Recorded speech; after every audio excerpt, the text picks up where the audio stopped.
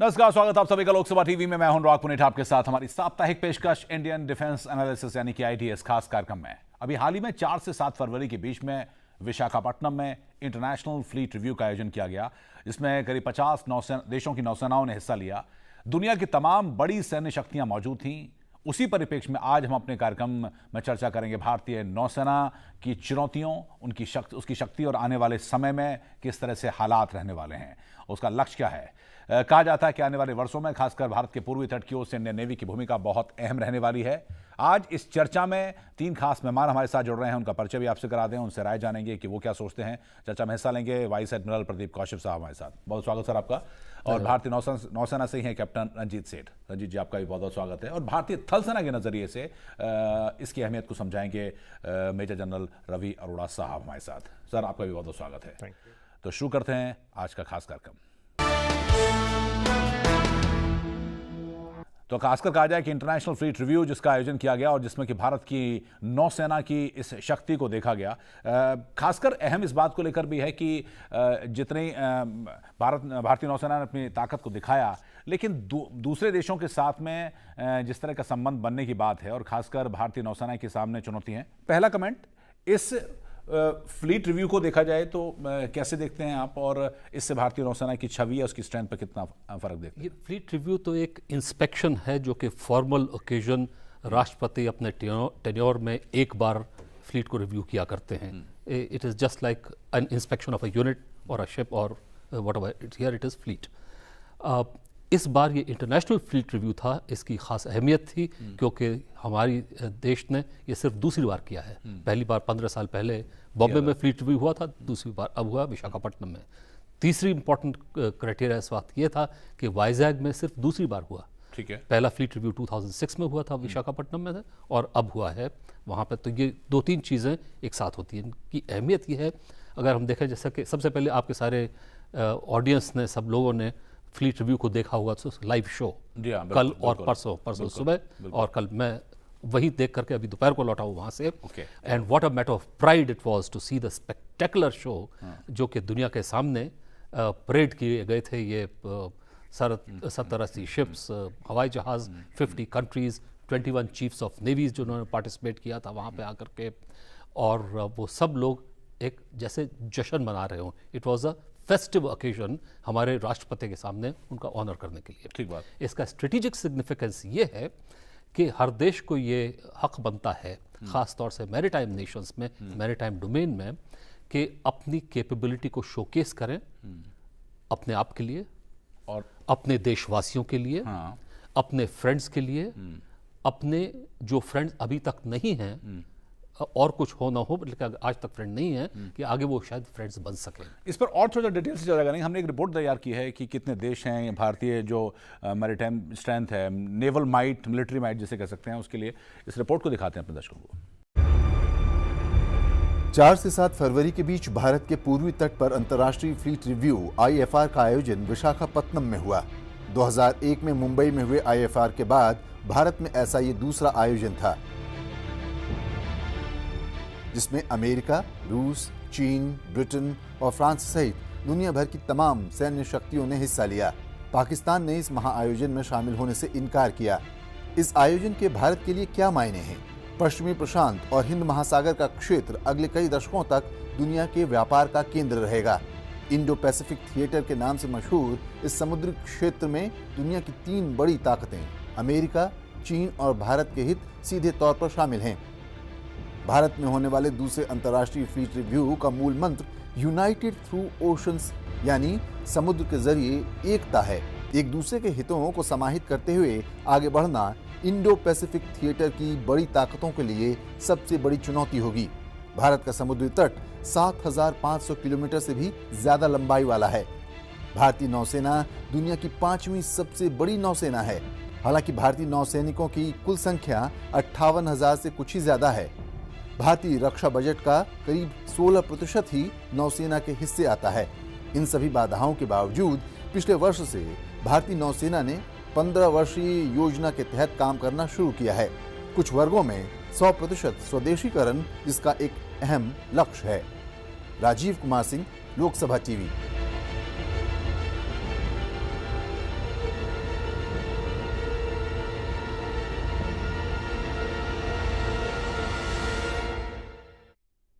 ये तो हमने एक रिपोर्ट में दिखाई, लेकिन हम आगे बढ़े, लेकिन उससे आप पहले आप कहते थे कि जो उसकी स्ट्रेटेजिक इंपॉर्टेंस है वो आप थोड़ा सा yes, उसकी स्ट्रेटेजिक इंपॉर्टेंस ये है कि सब लोगों को देखने को मिलता है कि आप अपनी नेवी को शोकेस कर रहे हैं, maritime capability. It is just not navy, it is navy in all it's dimensions, surface, subsurface, airborne, satellites, etc. everything, whatever is the operational capability across the spectrum of warfare। वो तो एक चीज हुई, but also your maritime capability. Indian mercantile marine के ships वहाँ पे थे, हमारे कोस्ट गार्ड के शिप्स थे वहाँ पे, हमारे all small watercraft etcetera etcetera. So सब तरह की चीज़ों को उसको शोकेस करना ना, ये एक प्रोजेक्शन है नेशनल कैपेबिलिटी का, क्योंकि maritime capability, maritime power of a nation is not only the navy, it is much larger than that. वो दुनिया को दिखाना और अपने फ्रेंड्स को वो एनकरेज करता है, फ्रेंड्स को it inspires them for friendship, and it inspires our own people to have more and more confidence, and of course it is a formal report to our supreme commander कि साहब हम ठीक हालत में हैं। ओके, मैं आपसे लूँगा, लेकिन रंजीत आपसे इस कमेंट आप कैसे देखते हैं इसको, और इसका जो इम्पोर्टेंस है, इसका एक मैसेज है वो जो अक्रॉस जाता है, उसको आप कैसे देखते हैं? ये एक बड़ी अहम ओकेजन थी हमें अपने देश की मैरीटाइम कैपेबिलिटी पूरे संसार को दिखाने के लिए। सो इतने ज़्यादा जो जहाज़ आए, डिफरेंट कंट्रीज़ के चीफ्स नेवल स्टाफ आए, और कोई 4000 सेलर्स आए उन शिप्स पे, उनको सबको ये देखने को मिला कि ये इतना on such a large scale ये मैरीटाइम फ्लीट रिव्यू जो किया गया, और almost 100 ships in 6 columns and so many 75 odd aircraft, submarines। so ये देखने से अपने देश को, अपने नौसेना पे बहुत कॉन्फिडेंस हुआ होगा, और जो नेबरिंग नेशंस हैं उनको ये देख के अपने नेशन को as a pillar of stability in the region. So as admiral साहब ने बोला है, it has great strategic significance. Ravi sir, आप कैसे देखेंगे इसको, और मतलब उसको देखा जाए इसकी इम्पोर्टेंस और आने वाले जो नेशन हैं या फिर जो हमारे खासकर नेबर्स हैं, इसमें किस तरह का प्रभाव जाता है? जो भी एडमिरल साहब ने और कैप्टन साहब ने बताया, इसके अलावा मैं इस नज़रिए से देखता हूं कि अभी हमारी नेवी के पास तकरीबन 136 शिप्स हैं वेरियस साइजेस की, और 100 शिप्स और हम अगले 20 साल में बनाने जा रहे हैं। तो अभी हमारी नेवल स्ट्रेंथ, मैरीटाइम स्ट्रेंथ बढ़ती जा रही है। क्यों बढ़ रही है और क्यों दिखाना है हमें इंस्पेक्शन के अलावा, कि एक रीजनल पावर होने के नाते, और जो हमारा देश है इंडियन ओशन में ऐसी जगह पे ज्योग्राफी के नाते लोकेटेड है जहाँ पे इंडियन ओशन पे हमारा पूरा कंट्रोल जम सकता है, और रीजनल पावर होने के नाते हमें सारे जो देश हैं इंडियन ओशन के आसपास उनको दिखाना है कि हमारे पास वो है जिससे कि आपको हम सपोर्ट दे सकते हैं, चाहे वो टेक्निकल सपोर्ट हो, चाहे वो ट्रेनिंग सपोर्ट हो, चाहे आपको प्रोटेक्ट करना हो, चाहे आपको डिजास्टर्स में मदद करनी हो, ये सब दिखाना है। अब दूसरी तरफ देखो चाइना ने पिछले तकरीबन 25 साल में कितनी शिप्स ऐड किए हैं। ठीक बात। एयरक्राफ्ट कैरियर बना रहे हैं, 60 से ऊपर सबमरीन्स हैं। वेयर एज अमेरिका ने 1990 में जब उनके पास 231 शिप्स थी 3000 टन से ऊपर, और 2015 में 95-96 हो गई हैं, उनका नेवल मैरीटाइम जो वेयर विदॉल है कम होता जा रहा है। चाइना का बढ़ रहा है, चाइना का इन्फ्लुएंस सब जगह बढ़ रहा है, और हम अपने आप को रीजनल पावर तब तक नहीं कह सकते हैं जब तक हम अपने नेबरिंग स्टेट्स की एस्पिरेशंस को पूरा ना करें। और हम जबरदस्ती नहीं, इंडिया का नेचर है कि वो बाय कंसेंसस, बाय सपोर्ट, सबके साथ हम जॉइंट एक्सरसाइज करते हैं, नेवल एक्सरसाइजेस करते हैं, जॉइंट लैंड एक्सरसाइज करते हैं, एयर एक्सरसाइज करते हैं। यूनाइटेड नेशंस में हमने 47 मिशंस में हिस्सा लिया है पिछले 60 साल में। ठीक बात। 90 से ज़्यादा हज़ार ट्रूप्स भेजे हैं। ये सब पूरा डिज़ाइन है अपने आप को रीजनल पावर दिखाने का। ठीक बात। हालांकि एक सवाल अभी और बनता है, जैसे आपने कहा कि इस तरह की एक्सरसाइज करने से जो मैसेज आता है, यहाँ पर तो IFR हुआ है, उधर लद्दाख में चाइना और उसके साथ में एक जॉइंट एक्सरसाइज भी हो रही है इंडियन आर्मी की, उस पर मैं आपसे करूँगा। लेकिन इसका एक मैसेज भेजने के अलावा इंडियन नेवी को उसका क्या है, जिसे मैं फ़ायदे के तौर पर कहूँ, एक स्ट्रेंथ के तौर पर कहें या एक मैसेज जाने के तौर पर? हम चाइना की बात करते हैं जब भी नेवल माइट की या मैरीटाइम सिक्योरिटी की बात करते हैं, उधर पाकिस्तान भी है। क्या ये मैसेज बड़ा सीधा जाता होगा? क्योंकि आप श्रीलंका ले लीजिए, बांग्लादेश ले लें या फिर बाकी कंट्रीज़ ले लें, मालदीव वगैरह, उसका इंपॉर्टेंस संभवतः उतना नहीं है। क्या ये मैसेज लाउड एंड क्लियर हमारे बाकी उन देशों के लिए ज़्यादा होता है? एक्चुअली मेरा मानना यह है कि नेवल कैपेबिलिटी का जो डेवलपमेंट और ग्रोथ होती है किसी भी देश के लिए, वो किसी एनिमी के अगेंस्ट नहीं होती, वो अपने टास्क के लिए होती है, वो अपनी रिस्पॉन्सिबिलिटीज़ के लिए होती है, वो अपनी नेशनल कैपेबिलिटी एनहांसमेंट के लिए होती है। अब ये देखिए आपकी जो GDP ग्रोथ हो रही है, हम 8.8% प्लस हो चुके हैं, अभी रिसेंट पास में अभी 7.7% चल रहे हैं, और it can only, we are the most fastest growing economy at this world at this time on this earth. Now economy कैसे sustain होती है? ट्रेड से, इंडस्ट्री से, इंडस्ट्री कैसे सपोर्ट होती है? फ्यूल से, एनर्जी लाइंस से, इंडस्ट्री सपोर्ट होती है रॉ मटेरियल से। 90% of all trade, raw material etcetera, everything comes over the seas, that being the cheapest mode of transportation. तो फिर उसको करने के लिए नेशनल मैरीटाइम कैपेबिलिटी तो बढ़ेगी ही, ट्रेड बढ़ेगा, उसको डिफेंड कौन करेगा? तो ये अपनी रिस्पॉन्सिबिलिटी है। इसका चाइना से और पाकिस्तान से, किसी और से कोई मतलब नहीं है। ओके। इसी तरह से दूसरे देशों के भी अपना है ना, उसको देखने के लिए हर देश के पास, अब छोटे देश जिनकी इकोनॉमी थोड़ी कम बढ़ रही है, उनके पास कहाँ कैपेसिटी है कि वो अपनी नेवी को भी बढ़ा सकें उसी रेट पे। Therefore it is our responsibility, as general साहब हैज जस्ट सेड, कि उनको इंस्पायर करने के लिए हमारी रिस्पॉन्सिबिलिटी ऑटोमेटिकली बन जाती है। इसलिए नहीं कि हम कह रहे हैं कुछ, इसलिए कि वो हमसे एक्सपेक्ट कर रहे हैं और कहते हैं। इन चीज़ों में भारत पिछले 10-15 साल से ऑपरेशनल टास्किंग अपने देश के आसपास के पड़ोसी देशों के साथ कर रहा है। ईस्ट अफ्रीका तक देशों को, मॉरिशस, सेशल्स, श्रीलंका, मालदीव्स वगैरह के एक्सक्लूसिव इकोनॉमिक जोन की पेट्रोल्स हमारे शिप्स करते हैं, नेवी के शिप्स, कोस्ट गार्ड के शिप्स, एयरक्राफ्ट वगैरह। That's how we support them. इसका मतलब अगर आप ये कहना चाहते हैं कि इसका जो भारत की खासकर नौसेना की बात है, उसकी जो स्ट्रेंथ है या उसका जो रिस्पॉन्सिबिलिटी है, वो अब खाली अपने वाटर्स को गार्ड करने से ज़्यादा बढ़ गई है। वो इंडो पैसिफिक रीजन में संभवतः चाइना हो जाएगा एक बड़ा प्लेयर, इंडिया प्लेयर हो जाएगा, और यूएस भी आ सकता है। ये सब रिस्पॉन्सिबिलिटी बढ़ गई है। Yes, allow me to explain this just a little bit, कि अपने वाटर्स क्या होते हैं। हमारे देश के वाटर्स 12 मील तक हैं, टेरिटोरियल वाटर्स, जहां पे हमारे देश के लॉज एप्लीकेबल हैं। उसके बाद एक्सक्लूसिव इकोनॉमिक जोन है, और उसके बाद इंटरनेशनल वाटर्स हैं। उसके बाद अगले देश, किसी दूसरे देश के 12 मील तक जहां उनका टेरिटोरियल वाटर्स है, इट्स ऑल इंटरनेशनल वाटर्स। ठीक बात। और इसलिए ये नहीं कहा जा सकता कि हमारे पानी सिर्फ यहाँ तक है, इसलिए हमारी रिस्पॉन्सिबिलिटी है। हमारी रिस्पॉन्सिबिलिटी एक्चुअली तो माना जाए एक तरह से देखने के लिए 12 miles less than east coast of Africa, that is our zone. ठीक बात। वहां तक हम जा सकते हैं बिना उस देश के पूछे हुए, बिना किसी के सॉवरेनिटी वायलेट किए हुए। ठीक है। Now that is the kind of region we are looking at, and of course beyond that, क्योंकि ये तो अपने वाटर्स हो गए, क्योंकि India is sitting at the apex of Indian Ocean geographically. लेकिन इंडियन ओशन में पहुंचते कहां से? It is not vertical arrival, किसी दूसरे वाटर्स से आते हैं, पर्शियन गल्फ से आते हैं, सो एक्सेस टू पर्शियन गल्फ। ऐसे ही साउथ चाइना सी में जाते हैं, ऐसे ही साउथ अफ्रीका जाकर के। Therefore a waters get extended, responsibilities of the navy get extended. Now in this context I also want to put a focus on China, कि जैसे हमारा ट्रेड बहुत लार्ज परसेंटेज फॉरेन बॉटम्स में चलता है दूसरे देशों के। चाइना का most of its trade, industrial material, raw material, as well as its fuel lines, energy lines, are in own bottoms. Therefore, China की shipping इतनी बड़ी है, उसकी responsibility इसलिए इतनी ज़्यादा है, और क्योंकि इंडस्ट्रियल मटेरियल आ रहा है, एनर्जी आ रही है पर्शियन गल्फ से, मटेरियल आ रहा है अफ्रीका से, so PLA navy has to come to Indian Ocean. Okay, वो आना उनका ज़रूरी है, लाजमी है, लेकिन आके क्या करते हैं वो दूसरी बात है।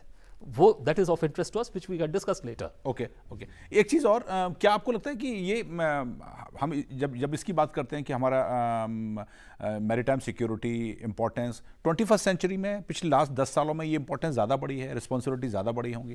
बिल्कुल बड़ी है। अभी जब दिसंबर 2013 में 2 महीने के लिए चाइनीज न्यूक्लियर सबमरीन श्रीलंका में आई थी तो हलचल मच गई थी।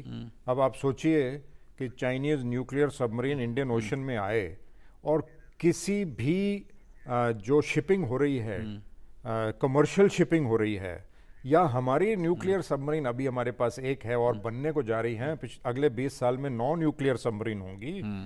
ये चाइनीज न्यूक्लियर सबमरीन इनके ऊपर वार कर सकती है, ट्रेड बिल्कुल बंद कर सकती है, एम्बुश कर सकती है लड़ाई के टाइम में, और बिल्कुल पावर बैलेंस खराब हो सकता है। बट अब अगर तो ये आए हैं, जैसे एडमिरल साहब ने बोला, करने क्या आते हैं ये इंडियन ओशन में, ये न्यूक्लियर सबमरीन का लाना तो बहुत बड़ा कंसर्न है। या आपकी जो सी लेन्स ऑफ कम्युनिकेशन है, यस, प्रोटेक्ट करने के लिए आप पेट्रोलिंग करिए, जैसे कि उन्होंने एंटी पायरेसी टास्क फोर्स भेजा गल्फ ऑफ एडन में, और बट सडनली कहीं से ये न्यूक्लियर सबमरीन ले आना, ये बहुत बड़े कंसर्न की बात थी। इस करके हमारा भी दूसरे देशों के साथ ब्रिजेस बनाना बहुत ज़रूरी है, ताकि वो चाइनीज़ नेवी पे और चाइना के ऊपर अपने ट्रेड, टूरिज्म, साइंस, टेक्नोलॉजी वगैरह के लिए निर्भर ना हो। ठीक है, क्लोजेस्ट जो पावर है वो इंडिया है, और हमारे ऊपर ये निर्भर नहीं तो हमारी सिक्योरिटी के लिए बेहतर है। इस करके सेशल्स में, मॉरिशस में और दूसरे आइलैंड नेशंस जो हैं इंडियन ओशन के, हम उनके ऑफिसर्स की ट्रेनिंग भी करते हैं, मलेशिया को मिला के, फिलीपींस की भी, वियतनाम की, कईयों के पायलट्स की ट्रेनिंग करते हैं, कईयों की नेवल ट्रेनिंग करते हैं, आर्मी के भी ऑफिसर्स आते हैं, कुछ जवान भी आते हैं। तो इस किस्म का कोऑपरेशन इसलिए चलता रहता है कि इंडिया की प्रेजेंस महसूस होते रहे, डिफेंसिव सिक्योरिटी नीड्स के लिए बनी रहे। ओके। अभी आप समझें, अगर हमारे यहाँ कोई बहुत बड़ा अर्थक्वेक होता है, सुनामी होती है, या बहुत बड़ा डिजास्टर होता है, तो कोई भी देश जो बोलता है हम आपको मदद के लिए भेज रहे हैं, शिप भेज रहे हैं, हवाई जहाज भेज रहे हैं, मटेरियल भेज रहे हैं, तो उसके बारे में हमारा ओपिनियन बेटर हो जाता है, पॉजिटिव हो जाता है। ठीक बात। तो ऐसे ही जब भारतीय नौसेना किसी भी देश में जाती है उनको मदद करने के लिए, तो उनके दिमाग में होता है कि भारत एक फ्रेंडली देश है, हेल्प करने वाला है, और कोई एनिमोसिटी नहीं होती, कोई दुश्मनी नहीं होती। तो ये है मकसद ब्रिजेस बनाने का। ये आपको लगता है, एक तो ये हम एक सवाल और मैं आपसे जानना चाह रहा था कि बाकी देशों के जितने भी अगर शिप्स आ रहे हैं, वॉरशिप्स आते हैं, उन सब का प्रदर्शन से क्या एक बेटर अंडरस्टैंडिंग भी बनती है, या कुछ अपने को भी सीखने का मौका मिलता है इंडियन नेवी को भी? हाँ, ज़रूर। इसे इंटरऑपरेबिलिटी कहते हैं। सो जितनी ज़्यादातर इंटरेक्शन रहेगा दूसरों शिप्स के साथ, एक बेटर अंडरस्टैंडिंग हो जाती है, एंड कमराडरी बिल्डअप हो जाती है, और ऑपरेट करने का के मकसद सीख लेते हैं। तो जब, जैसे मैं एक पीसफुल सिचुएशन ही लेता हूँ कि ह्यूमैनिटेरियन क्राइसिस होता है, सो दैट हर देश जो असिस्ट कर सकता है वो अपनी रिसोर्सेज भेजता है। जब ये दो नेवीज को ऑपरेट करने का प्रोसीजर सेट होते हैं, तो फॉर दिस क्राइसिस सिचुएशन ये असिस्टेंस बहुत स्मूथली उनको डिलीवर किया जा सकता है। Okay. और ऐसे आप सिचुएशंस डिफरेंट बना सकते हैं। So even when you are exercising for कोई at a different level, this is very important to have comfortable level of interoperability. तो ये ऐसे events help a lot in building trust, confidence and interoperability. वक्त एक छोटे से break का चला है। ब्रेक के बाद फिर नौसेना की चुनौतियां, उसकी मॉडर्नाइजेशन, कुछ ऐसे चीज़ें जो कि नौसेना की डिमांड रही है पिछले एक दशक में, कितना पूरा हुआ है। ये आरोप लगता रहा है कि मॉडर्नाइजेशन तो भारतीय सेनाओं का, वो चाहे थल सेना हो, वायुसेना हो या फिर नौसेना हो, उसका बहुत धीमे चला है। उनकी चुनौतियों पर भी बातचीत करेंगे छोटे से ब्रेक के बाद।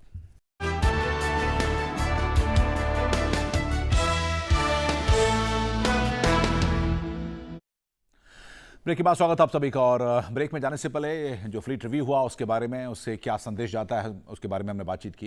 इस दौरान प्रधानमंत्री ने एक तरह का जब वहाँ पर गए तो जो बातें कही उसमें महत्वपूर्ण बातें ये भी थी, एक तरह का संदेश भी है कि जो अप्रैल में संभवतः इंटरनेशनल मैरीटाइम समिट होगा, ये संभवतः अपने आप में पहले तरह का समिट होगा। अक्सर इस बात की कंसर्न जताई जाती है और चीन की तरफ से आता है कि भारतीय नौसेना का दखल कुछ बड़ा है साउथ चाइना सी में। उस पर प्रधानमंत्री का कहना बड़ा इंटरेस्टिंग है कि समुद्र में प्रतिस्पर्धा नहीं होनी चाहिए और वो कहीं ना कहीं ट्रेड या व्यापार के नज़रिए से है। इस पर हम जानेंगे, लेकिन महत्वपूर्ण बात ब्रेक में जाने से पहले हम कर रहे थे कि मॉडर्नाइजेशन पिछले एक दशक में संभवतः उतना नहीं हुआ। पिछले 2-3 सालों में बड़ी घटनाएं भी हुई जिसके चलते नेवी चीफ ने इस्तीफा तक दिया था, डीके जोशी साहब ने इस्तीफा भी दिया था। क्या ये चिंताएं हैं और उससे वो चुनौती कैसे देखते हैं, वो चैलेंजेस किस तरह के हैं? वो चैलेंजेस एक्चुअली बहुत मेजर चैलेंजेस हैं और वो हैं more on account of our procedures, on account of our acquisition procedures, that is for capital acquisitions.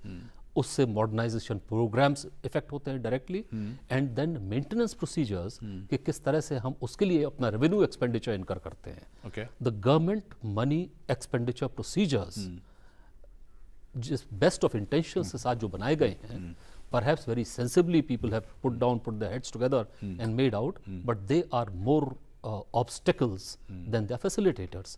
और इसके बीच में it's on record that there is one chief who as chairman chiefs of staff committee was participating in a commanders conference a few years ago, और उसमें उन्होंने prime minister के सामने after finishing the three combined part for the navy he mentioned कि एक चीज को लेने के लिए हम कितनी बार उसी को प्रोसेस करेंगे कि कौन उसको बार बार देख रहा है कि साहब ये चाहिए कि नहीं चाहिए।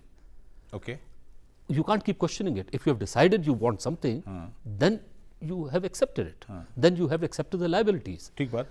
और इसी तरह से अगर एक्सेप्ट कर ली liabilities, then you must provide continuous funding. It cannot be कि you say in 1991, in 2001, that over 30 years we will make 24 submarines along 2 construction lines. And today, 15 years later, that means at halfway mark, one submarine is about to be commissioned. Can it be that in next 15 years you will produce 24 submarines? जबकि second construction line तो शुरू ही नहीं हुई है अभी, उसका अभी जिक्र ही हो रहा है, बातचीत हो रही है। It can't be. सो अगर एक बार डिसीजन ले लिया कि हमको इस तरह से करना है, तो फिर it has to be followed up with regular funding without obstacles in this. Now ये जो बात होती है आप आमतौर पर मिनिस्ट्री ऑफ डिफेंस की तरफ जाती है, ब्यूरोक्रेसी की तरफ जाती है, प्रोसीजरल जो हमारे सिस्टम के ऊपर रियली, क्योंकि navy puts it to ministry of defence, और ज्यादातर चीजों में मिनिस्ट्री ऑफ डिफेंस से सपोर्ट भी मिलती है। Ministry of finance comes along at the end of it.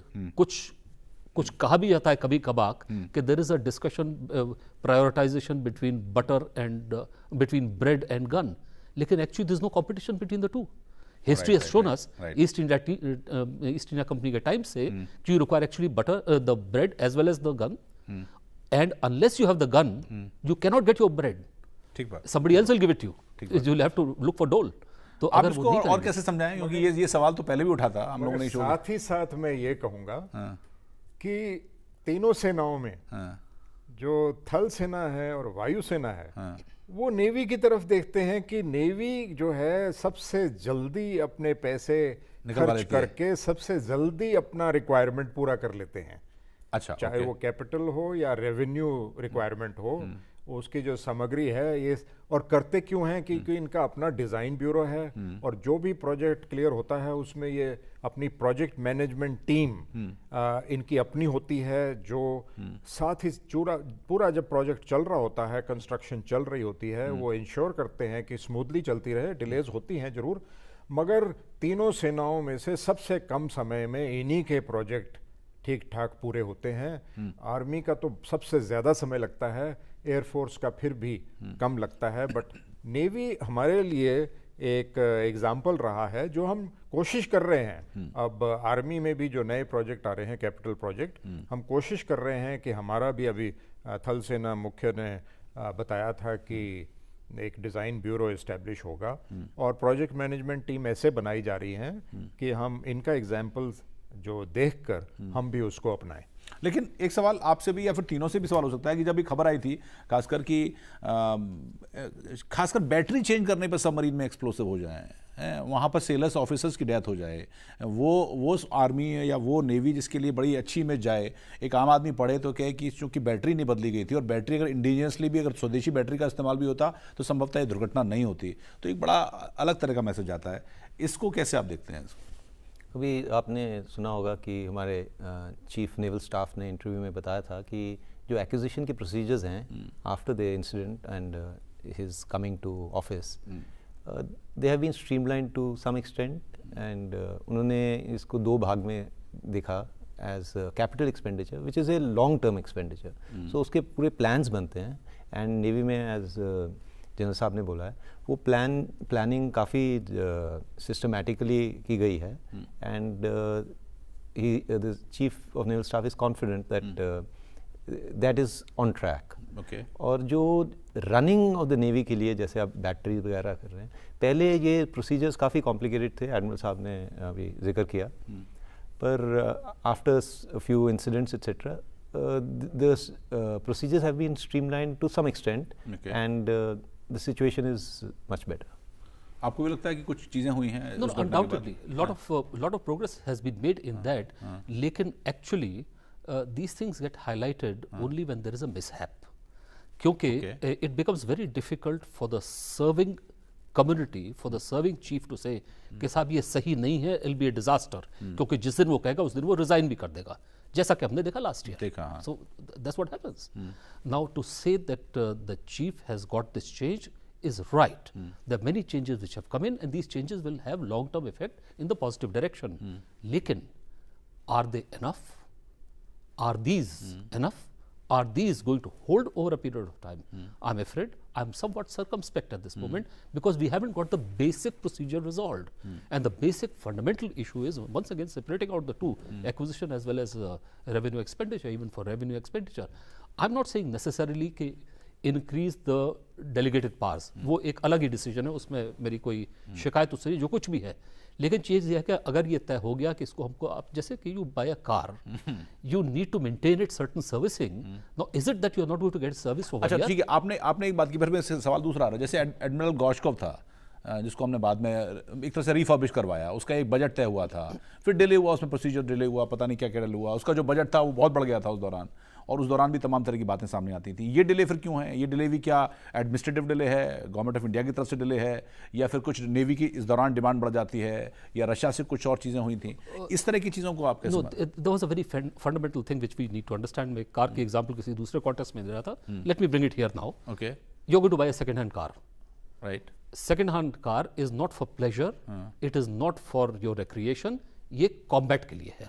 अगर ये करोगे तो are you going to purchase a car and just start using it as it is? नहीं। खरीदने के बाद सबसे पहले तो you will make an assessment, देख करके, ठोक बजा करके कि उसकी क्या हालत है, ठीक है, तब आप खरीदेंगे उसको। लेकिन उसकी अंदर से क्या हालत है, उसकी मशीनरी की, उसकी वायरिंग की, उसके प्लग्स की, उसके पूरे ईच स्पार्क प्लग तक की। तो लेकिन इसमें तो पैसा भी तय हो गया था उस कार को खरीदने के लिए, और बाद में वो पैसा बढ़ाना पड़ा। दैट इज राइट, क्योंकि यू कैन दूसरी चीजों का मालूम पड़ेगा ओनली जब आपने कार कह दी मेरी हो गई, ओके, अब मैं खोल के देखूंगा इसके अंदर क्या है, ठीक है। और जब आप देखना शुरू करेंगे तो you have also taken a conscious decision कि जब आप एक पुराना शिप ले रहे हैं, उसकी वायरिंग, उसकी प्लम्बिंग, उसके structure, do many changes, not only to change the capability, लेकिन उसकी लाइफ बढ़ाने के लिए, ठीक है। क्योंकि अगर पूरी चीज वैसी की वैसी रखी जाए तो जो डिजाइन उन्होंने किया था 15 साल के लिए, 13 साल जिसमें से हो गए तो 2 साल बाद तो उसका टाइम खत्म हो गया। But that's not it, you wanted to run 20 years from now. जैसे कि 1987 में Viraat was purchase Hermes from UK in 1987 for 10 years. We required a new carrier. She should have got decommissioned after 10 years. ठीक है। And we are now 28 years and a half, and still ship is operational. Yesterday she has launched the Harriers in front of global community. ठीक बात। Now that is the capability. Now that happens only when you keep it running, when you spend money on it. So Gorshkov, in the first instance, when we purchased and we started opening up, a lot of changes were required. Okay. And those were done with an eye, and therefore these were conscious decisions. I'm sure there were some mismanagements also. I'm quite sure there would have been some mishaps also. So those are separate issues which must be looked at and plugged in.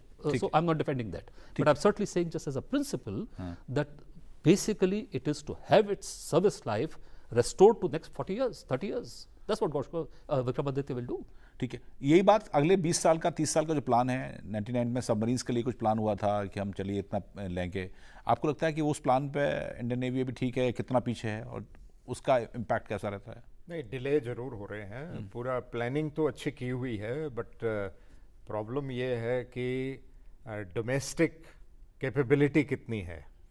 Domestic shipyard जो हैं उनके तो order full हैं, उनके जितना भी facilities हैं अभी बिजी हैं, और फिर कुछ डिसीजन मेकिंग में अभी कमी रह गई है। मैं एग्जांपल ये देता हूँ, हमने शिवालिक क्लास फ्रिगेट्स बनाई हैं जो कंट्री में इंडिजिनस शिप बनी है।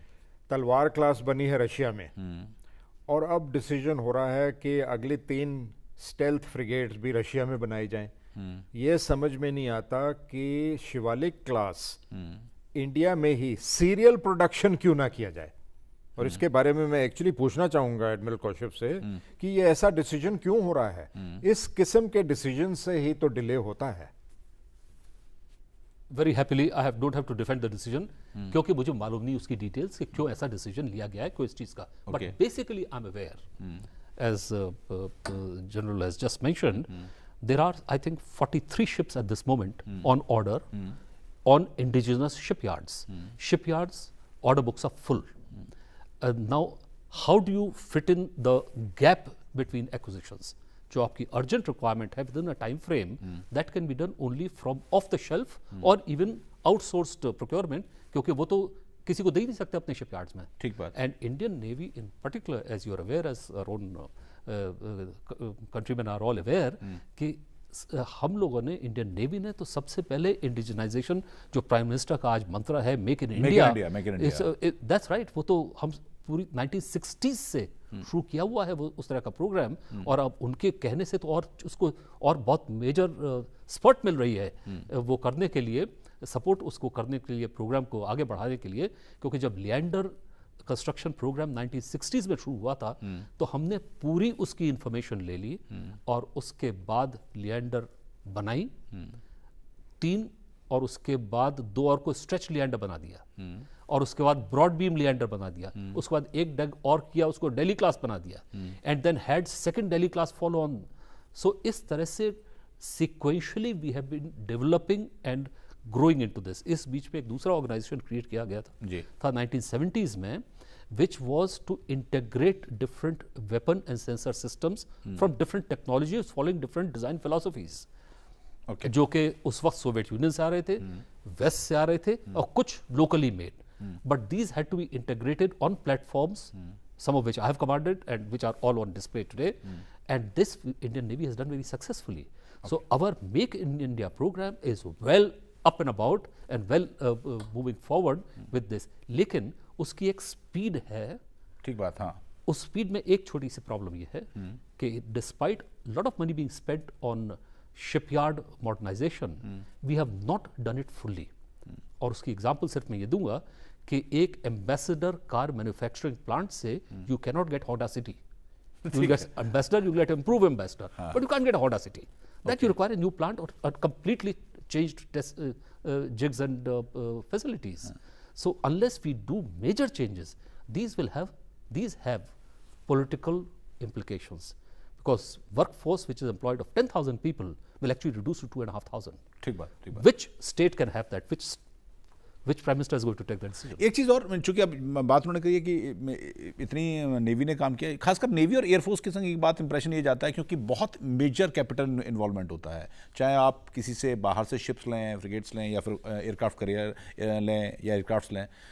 आर्मी इस मामले में संभवतः जो प्रोक्योरमेंट प्रोसीजर है वो थोड़ा सा आपको लगता है कि कंपैरेटिवली ईजी है, या कुछ और चीज़ देखते हैं? नहीं, मैं तो ये कहूँगा, अगर आप नेवी का कैपिटल बजट देखें, इंक्रीज सिर्फ पिछले 20 साल में इंक्रीज तो सिर्फ 2-3% ही हुआ है। हालांकि रिक्वायरमेंट ज़्यादा होती है, एयरफोर्स की रिक्वायरमेंट ज़्यादा है। आर्मी की ओवरऑल रिक्वायरमेंट रेवेन्यू ज़्यादा है, कैपिटल कम है, बट आपने सही कहा आर्मी के कैपिटल एक्विजिशन प्रोसीजर में बहुत कमियां हैं, बहुत स्लो है। इस करके इस साल भी सुनने में आ रहा है कि काफ़ी सारा बजट कैपिटल एक्विजिशन का सरेंडर हो रहा है। हर साल 6-7 हज़ार करोड़ रुपए सरेंडर हो रहे हैं और फिर हम कहते हैं कि हमें अपना पूरा सामग्री नहीं मिल रही है। तो अब उम्मीद है दैट डिफेंस प्रोक्योरमेंट पॉलिसी 2016 जो अभी निकलेगी शायद 1-2 महीने बाद, इसमें कई एक चेंजेस होंगे जिससे ये डिले का जो एस्पेक्ट है ये शायद एड्रेस किया जाएगा और कुछ एक इसमें जो अड़चने आ रही हैं वो कम की जाएंगी। आपसे 2008 के बाद एक जो चुनौती आई थी वो थी कि मैरीटाइम सिक्योरिटी और खासकर जो उससे टेररिज्म आ सकता है। इस बार भी प्राइम मिनिस्टर ने कहा है नेवी का रिस्पॉन्सिबिलिटी और बड़ी है और उस हिसाब से जो मॉडर्नाइजेशन है या उस हिसाब से जो भी प्रोसीजर है वो सिंक में है या उसमें कुछ गैप पाते हैं? इस मामले में नेवी ने बहुत ये रिस्पॉन्सिबिलिटी और अहम तरीके से ली है और अब इतना इम्प्रूवमेंट हो गया है कि अभी इतने around 81 coastal stations have been integrated, some 51 naval and coast guard stations have been integrated, radar stations have been put on along the coast, and इसके in addition to this जो फिशिंग बोट्स हैं उनके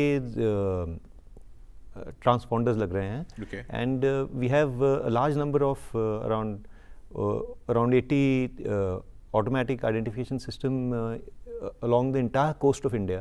They have been set up. So ये networking और ये surveillance system के साथ इन addition जो हमारे फिशिंग विलेजेस हैं, the villages along the coast, उनके साथ बहुत ही इंटरेक्शन करी जा रही है कि दे आर द वो हैं जो बाहर सी में जाते हैं, दे can be the eyes and years of the navy of the nation, and वो बहुत कोऑपरेट कर रहे हैं। तो इससे काफ़ी इम्प्रूवमेंट हो गई है। Plus around I think there are now 16 agencies, navy, coast guard, customs, coastal police, marine police, etc., Department of Agriculture. So they have all integrated, and the information and surveillance grid has been strengthened a lot. And the Navy is doing has made great progress in this field. आपने जो बात की मैं उससे करना चाहूँगा, खासकर जो टेररिज्म की बात है, जो आतंकवाद की बात है, उस पर वक्त एक छोटे से ब्रेक का चला है। ब्रेक के बाद इस पर चर्चा करेंगे।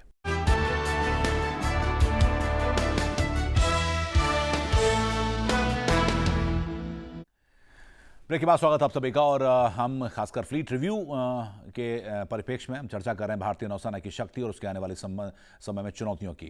इस दौरान जैसा हमने बताया कि प्रधानमंत्री चूंकि वहां गए थे और भारतीय नौसेना की चुनौती आने वाले समय में जो उन्होंने महत्वपूर्ण बातें कही हैं कि कोऑपरेशन होना चाहिए, प्रतिस्पर्धा नहीं होनी चाहिए हमको समुद्र में। साथ ही आतंकवाद एक बड़ी समुद्र से आने वाला आतंकवाद जो कि भारत झेल चुका है 2008 में, इसकी बात भी उन्होंने कही है। इस पर खासकर हम आतंकवाद की बात कर रहे हैं और 2008 के इंसिडेंट के बाद ये एम्फेसिस ज़्यादा हुआ है, वो चाहे कोस्ट गार्ड की बात हो, इंडियन नेवी की बात हो, कि इतना बड़ा हमारा कोस्टल एरिया है, ये बड़ी चुनौती होगी। कुछ स्टेप्स उठाए गए हैं, कैसे देखते हैं उसको और मेन चैलेंजेस अभी क्या क्या हैं? उसको देखने का एक्चुअली प्रोफेशनली तो सिर्फ एक ही तरीका है कि 2008 के नवंबर में 26 की शाम को ये चैलेंजेस बढ़े नहीं। उस दिन तो सारे चैलेंजेस एक्सपोज हो गए, हमारी वीकनेसेस एक्सपोज हो गई। Challenges have always been there, it's just that we have not taken cognisance of them. I am personally aware, having handled operations in the late 1990s and early 2000, Navy has made proposals for integration of maritime activity. For most parts of maritime activities, there are 16 agencies involved. एक ship जब आता है, एक मान लीजिए Bombay harbour के अंदर, तो starting from the outermost periphery where the Navy is to meet, or the EZ, the Coast Guard, and thereafter the Marine Police, and the ship comes into the territorial waters, and then the pollution area, and entering into the port control, customs, immigration. The 16 agencies of Government of India, state government, and local municipal corporation which are involved. ये involve होती हैं? No, no. All I'm saying is they are all involved. Okay. And we are working in watertight compartments. Okay. From 1997 onwards, repeatedly proposals have been made. We need to integrate these into a total maritime security structure, a framework. Okay. That has, for various reasons, moved in different directions. At one stage, it had come very close to a maritime security advisor being appointed. That year was early 2004. But then came the elections, etc. But this has been shot down every time. एक वक्त ये भी सुना था, under a mistaken belief, कि Navy wanted to add on power to itself and take over control of these. And this I can officially, formally discount publicly, because I've been handling operations, I was there at that time, when Navy has actually said, कि give this task to anybody else. ठीक है. The coordination task anybody can take. Just get up the suitable agency. मतलब ये काम कर दीजिए. काम होना चाहिए. काम होना चाहिए. Navy is not requiring to man the secretariat because we don't have the wherewithal to provide a secretariat. Navy wanted the operational tasking. Navy wanted to make the statement that there's a need, which has fallen on deaf ears, as it may be said, nationally for various reasons. It has received in up and coming manner from time to time, but up, low, down, etc. in this manner. लेकिन पहुंचा कहीं तक नहीं. 26 November 2008 से, yes, cognizance was taken because Bombay happened. ठीक है. And then a lot has been achieved. But I must say, from a professional point of view, we still have a long, long way to go. क्योंकि as a nation, we need to be security conscious. Each citizen has a role to play. ठीक है, इस पर और detail से आपसे पूछूंगा, लेकिन एक बात बड़ी इंपॉर्टेंट कही कि द मोमेंट वो थोड़ा सा एक्टिविज्म होता है, वो चाहे नेवी करे, आर्मी करे, एक कंसर्न पता नहीं क्यों ब्यूरोक्रेसी में जाता है. ये आपको लगता है ये बड़ा सा कंसर्न रहता है खासकर ब्यूरोक्रेसी में इस बात को लेकर? है, और हमारा सिस्टम शायद जब भी कुछ इमरजेंसी आती है उस समय काम करता है कुछ महीनों के लिए, कुछ एक चीज़ें पास हो जाती हैं. शायद लोगों को अभी इसकी आदत भी पड़ गई है कि जब कोई इमरजेंसी हो, अभी देखो सियाचिन में ये इतना बड़ा एवलांच हुआ है, 10 आदमी मर गए हैं. अब ज़रूर कुछ ना कुछ रेस्क्यू इक्विपमेंट सैंक्शन हो जाएगा, कुछ इम्प्रूवमेंट इन कंडीशन सैंक्शन हो जाएंगी. अगर उनको पता लगा है कि ध्रुव हेलीकॉप्टर और दूसरे हेलीकॉप्टर से कुछ एक इक्विपमेंट नहीं पहुंचाया जा सका, शायद इसको दोबारा देखा जाएगा. ऐसे ही जब भी कोई स्ट्राइक होती है, चाहे वो ऑफ द गुजरात कोस्ट हो, दुश्मन का कोई ट्रॉलर जिसमें या एक्सप्लोजिव आ रहा है या कॉन्ट्राबैंड आ रहा है या कुछ भी आ रहा है, इसके बाद लेसन्स लर्नड और जो एक्शन होते हैं, कुछ ना कुछ धक्का मार कार्रवाई हो जाती है. बहुत कुछ तो हो रहा है, मगर उसमें से काफ़ी कुछ फंक्शनल नहीं है. जो मरीन पुलिस और पोस्ट्स वगैरह बनाए हैं, उनको इक्विपमेंट दिया है, बट उसके लिए प्रॉपर सिस्टम चाहिए, एक इकोसिस्टम चाहिए पूरा, जिसमें कि पूरी तैयारी, ट्रेनिंग, ऑपरेशन सब कुछ काम ठीक से करे. सिर्फ इक्विपमेंट दे देना और क्लेम करना कि हमने इतने जगह पे ये चीज़ बना दी है, इससे तो काम नहीं चलेगा. बट ये ज़रूर है कि हाँ, पैसा खर्चा जा रहा है और कुछ इक्विपमेंट ऐसा दिया जा रहा है जिसकी ज़रूरत है, और एक होलिस्टिक इसको इम्प्लीमेंटेशन करना पड़ेगा. आपसे एक सवाल कि क्या ये प्रैक्टिकली पॉसिबल है कि इंटायर मैरीटाइम जो बाउंड्री है हमारी, उसको गार्ड किया जा सके, या कम से कम उसमें मेजॉरिटी में गार्ड किया जा सके? ये बात हम जैसे पूछते हैं, और ये सवाल मैंने रवि सर से भी पूछा था एक दफ़े कि जैसे LOC और उसके आसपास पूछते हैं कि इन्फिल्ट्रेशन कैसे हो जाता है, तो कई एरिया उन्होंने बताए थे कि ऐसे हैं जहाँ पर संभवतः जो गार्डिंग है वो उतनी प्रॉपर नहीं हो पाती. क्या हिंदुस्तान की समुद्री सीमा की पूरी तरह से सुरक्षा संभव है? और अगर मॉडर्नाइजेशन किया भी जाए, पैसा सैंक्शन भी किया जाए, तो क्या प्रैक्टिकली पॉसिबल है? हाँ, काफ़ी प्रोग्रेस हो गया है आफ्टर 2008, और इन 2 states, that is Tamil Nadu and Gujarat में सारे फिशरमैन को भी आइडेंटिटी कार्ड दे दिया गया है, ऑल बोट्स पे आइडेंटिफिकेशन लगा दिया है. और ये it is a continuous process. ये एक दरवाजे की तरह नहीं समझ सकते. सो दे दूर की तरफ on the outer side there is surveillance. It is by ships, it is by aircraft, it is by the UAVs. So they have got 3 tiers of surveillance. Then there is Coast Guard, there is Marine Police, and as I mentioned, which we should not undermine, is the fishermen themselves. So ये intelligence आती रहती है, क्या हो रहा है, सो अब और ये जो हमने इंटीग्रेशन कर दिया है ऑल अलॉन्ग द कोस्ट, इससे around 80 to 90% we have achieved a lot. Okay, but in even जैसे हम LOC के फेंस समझें, they can be an occasion by some means to slip in, but to a large extent काफ़ी has been achieved. Okay, आखिर में चलते चलते क्या अभी आपको लगता है कि किया जाना चाहिए? मतलब जो एक मतलब जैसे कह सकते हैं कि इमरजेंसी के तौर पर जो फ़ौरन तौर पर डिमांड है, जो चैलेंजेस की हमने बात करी है, वो चाहे इन्फिल्ट्रेशन की हो, खासकर अब सिक्योरिटी की बात ज़्यादा होती है कि देश में कोई इस तरह का वाक़या ना हो जाए 2008 के तौर पर, इस तरह की क्या सजेशन आप देंगे संक्षेप में? सबसे पहले तो I don't think we should look at it as emergency measures, क्योंकि that takes care of only episodic issues as we have discussed. ये तो fundamental changes of the ecosystem which General Arora has just mentioned, that needs to take place. You have to accept that security is a core issue which is ab initio woven into the fabric of an organization, fabric of the nation. It is not something which you outsource कि कोई आके बाहर से हमको security देके चला जाएगा, ऐसा नहीं होता। Armed forces are not detached from it, they are not external to it. And the position really is that armed forces are not part of Government of India. Armed forces are a department of Ministry of Defence, a attached office of Ministry of Defence. It is not integrated with the Ministry of Defence. It is not integrated the office itself. The issue is to accept fundamentally that security hamper नहीं करती किसी के movements.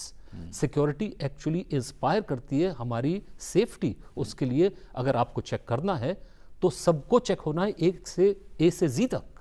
ये नहीं कि मैं साहब status मेरा ये है इसलिए मुझे चेक नहीं करना, that can not be, that's a very fundamental issue.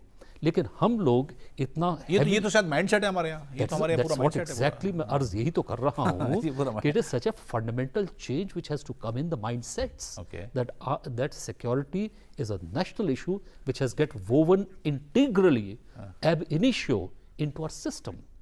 जो और चीजें हो रही है वो तो होती रहेंगी, but it will never be effective. Effectiveness is what we are talking about. At professional level, I am not interested whether you have got 7 or 17. What I'm interested in is कि अगर 7 हैं तो 7 के साथों 100% पीक पे काम कर रहे हैं या नहीं कर रहे हैं। ठीक बात। 17 हैं तो वो whatever, that is the important thing. आखिर में आपसे चलते चलते आने वाले समय में खासकर 5-10 साल का जो प्लान है उसमें इंडियन नेवी की स्ट्रेंथ और उसके जो चैलेंजेस पर कहाँ खड़ा पाते हैं, और जो खासकर अभी रेट है गवर्नमेंट का मॉडर्नाइजेशन से लेकर जो पैसा देने से लेकर या अप्रोच या फिर माइंडसेट को लेकर कैसा देखते हैं? अभी एक नया एस्पेक्ट आ रहा है इस सब में, और वो है जापान के साथ जो कोऑपरेशन हो रहा है। मेरा ख्याल हमारी नेवी को जापान से काफ़ी कुछ लेना है, काफ़ी कुछ सीखना है, खास करके टेक्नोलॉजी। अभी बात हुई है U2 एम्फीबियस प्लेन की, जो डिज़ास्टर मैनेजमेंट के लिए काम आ सकता है, दूसरे देशों की मदद के लिए काम आ सकता है।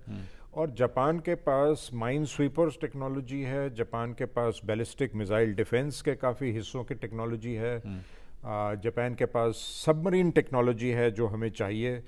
बातचीत हो रही है कि शायद सॉर्यू क्लास उनकी जो सबमरीन है वो हम अपना लें, क्योंकि उन्होंने किसी और देश को भी बेची है।